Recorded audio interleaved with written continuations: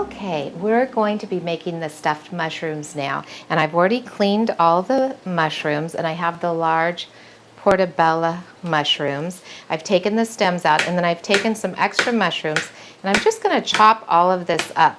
I stuff my mushrooms usually with just the stems, but these mushrooms are so big that they need a little bit more than that. So I'm going to get this all chopped up. And it doesn't have to be chopped up perfectly. I'm going to slice these up so that it's fairly tiny little pieces. I've taken my chopped up mushrooms, put them in a bowl,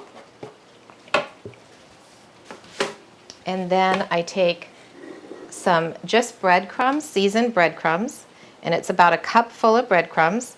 And this is whatever you like again. You're just going to be filling the mushrooms. And I take a container of cream cheese, plop it in there.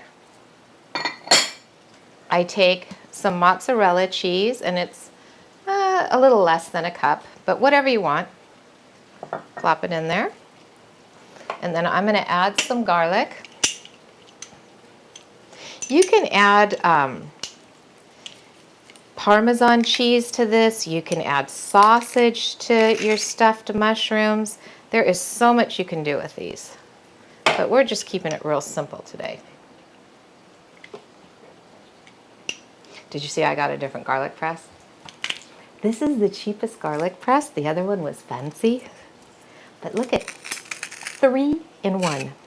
So I have now put 4 cloves of garlic in there. And then you just mix it around. And I'm going to add some salt and some pepper.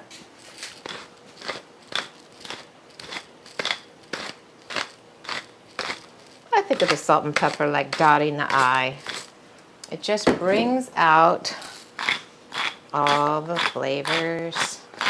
So just a little bit. And then we'll mix it around one more time. And these I just am going to stuff with my hands. So you always make sure, my favorite utensils, they're always nice and clean. So I just make like a little ball. And the bread binds it, so it makes it stay nice and tall, instead of like everything just falling out of your mushroom. There we go. It smells good already. Okay. Was that a mm-hmm? I like that. The camera guy says mm-hmm. John, is this enough for you? We were discussing how we like stuffed mushrooms. This is something that's great too. If you're doing a cocktail party, this is really easy. You would never want to get this big of a mushroom though if you were doing a cocktail party, because you want to do things that are actually bite-sized. So this is good for a garnish. All right, I have taken just like a 1/4 cube of melted butter, and I put the butter in the bottom of the dish because it gives the mushrooms a good flavor on the bottom. I haven't even used all the butter that I've melted, just enough to coat the bottom. And then we just place these in the baking dish on top of the foil. And right before the roast is ready, we're gonna put them in the oven, because they really only take about 15-20 minutes. Mushrooms cook really fast, so you just want to make sure that the stuffing is just thoroughly cooked all the way through. The one thing to be careful about though is when they come out of the oven, you want to try them right away. They're just a little bit hot, so let them rest for about 5 minutes. Okay, one of the other things we're going to incorporate with our Sunday meal is smashed potatoes. We love mashed potatoes, but that means you have to peel them. So if we do smashed potatoes, all we do is take the potato, whatever kind of potatoes you want. Today, I'm going to use the red potatoes. I'm just going to cut them in fourths.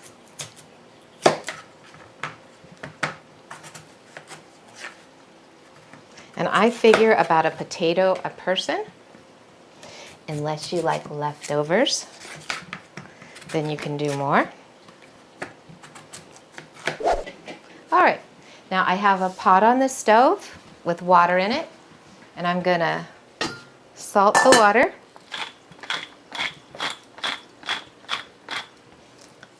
And then we're just gonna take the potatoes and drop them inside.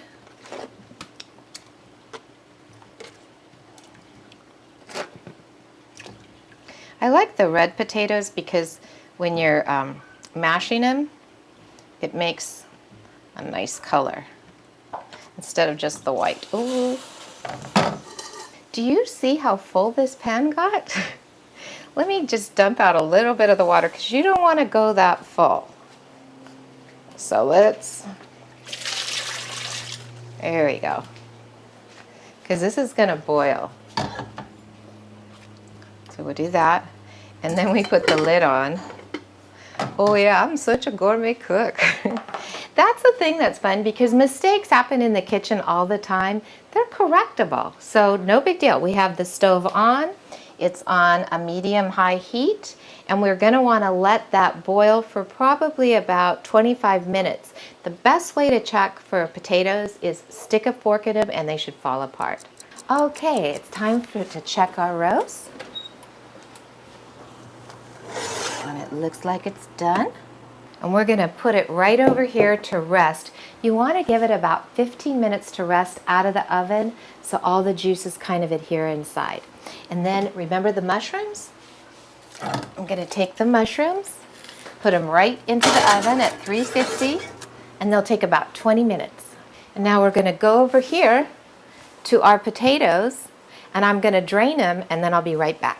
Okay, now we're gonna make our smashed potatoes.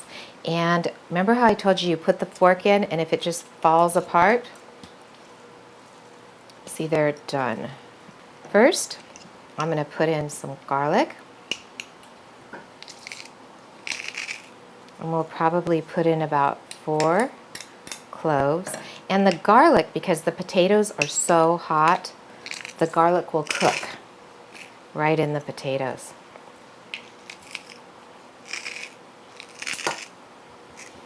And I started making them this way because then I don't have to peel them. And they're really good. And the skins are actually very healthy for you. Then we add in butter. And with this many potatoes, as we put in there, we're gonna put in a whole stick of butter. I know that sounds like a lot,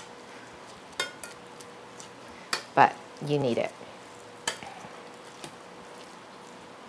And put the butter, coat the potatoes over it unless you have it at room temperature, because you see how fast that butter is melting. Those potatoes are so hot. Then we're going to put some salt in. And it's probably about maybe like a teaspoon of salt. And I'm a big pepper lover, so we'll put in a lot of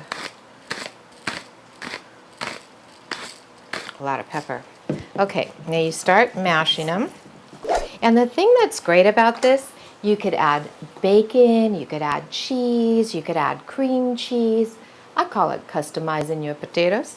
Whatever you like. You could add onions, whatever you like. We're gonna go and add some milk in.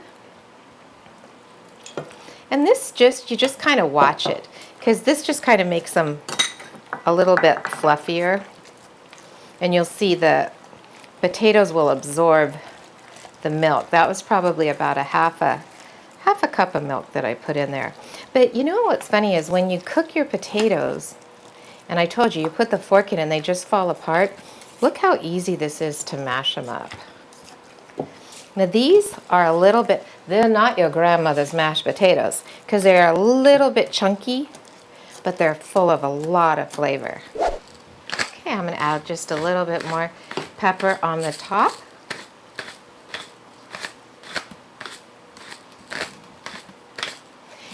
And there you have it. There's some great mashed potatoes.